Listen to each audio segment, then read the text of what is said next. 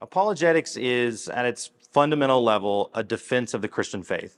It comes from Peter's first epistle, where he says that anytime someone asks us for a reason for the faith that we have, the hope that we have, we're supposed to be prepared to give a reason for that, a defense of that. And so the purpose of apologetics, in some sense, is twofold. There's a sense in which apologetics is a critique, an outward critique of other religions.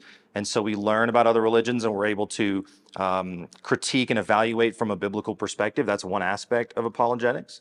The other side is a sort of a strengthening approach of our own beliefs. So we study apologetics to learn not what we believe, but rather perhaps why we believe them. And so apologetics, I often will say that I think the primary use of apologetics is not the outward critique, but actually the strengthening of our own faith. And so when people ask, why do we do apologetics? It's not primarily to win arguments or debates. It's really to strengthen our own faith and to answer the critiques that would come against us, because there are good answers for every critique of Christianity, whether that's from an atheistic worldview or from other world religions like Islam or something that would say, well, you Christians, you believe this, or you're erring in this area. There are good answers for that. And when Christians don't know those answers, it can lead to a spiritual depression, almost a crisis of faith. And so apologetics is really a tool that we use to, it's like going to the gym to be strong, healthy. We study apologetics so that spiritually we are strong and ready for those defenses. And so when those critiques come, we're able to say, well, no, actually, here's what we believe and here's why we believe it. And in doing so, we answer the critique of our opponents, and we also strengthen our own faith as we seek to be, Paul often talks about being rooted and grounded. We want to be strong in what we understand. And so that's really the purpose of apologetics. Now, who should do apologetics and how? I would say every believer should do apologetics. Does that mean that every believer is going to be on YouTube and famous, making all these videos, interacting with other other people of other religions? No, it doesn't mean that. But every believer on some level is going to be challenged in their faith, and they need to be ready to give a defense. It could be somebody that we work with just saying, hey, why do you believe that crazy doctrine? Or, hey, I read this weird thing in your Bible and it just doesn't seem to make sense. Something as simple as that, talking to a loved one, talking to a family member, a coworker, we need to be ready to give those defenses and do that. Now, how do we do that?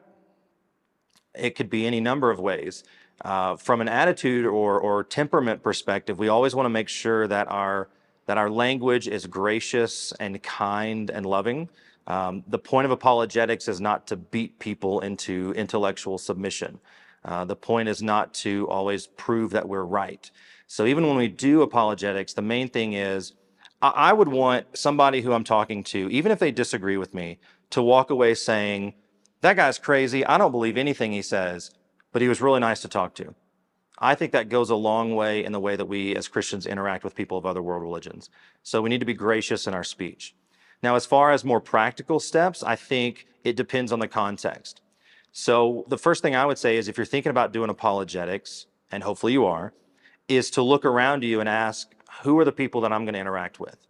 Who are the people in my immediate circle, and what are their religious backgrounds? So if you live in a predominantly Muslim context, then obviously you're going to want to study and be prepared to respond to uniquely Islamic charges against the gospel. If you live in a prosperity gospel background or an Orthodox background, it's going to impact how you do apologetics. And so really, it's a matter of studying your culture, studying your context, and then being prepared to respond to those claims that come from that background. Because each group that you might interact with is going to ask different questions. They're going to make different charges against you.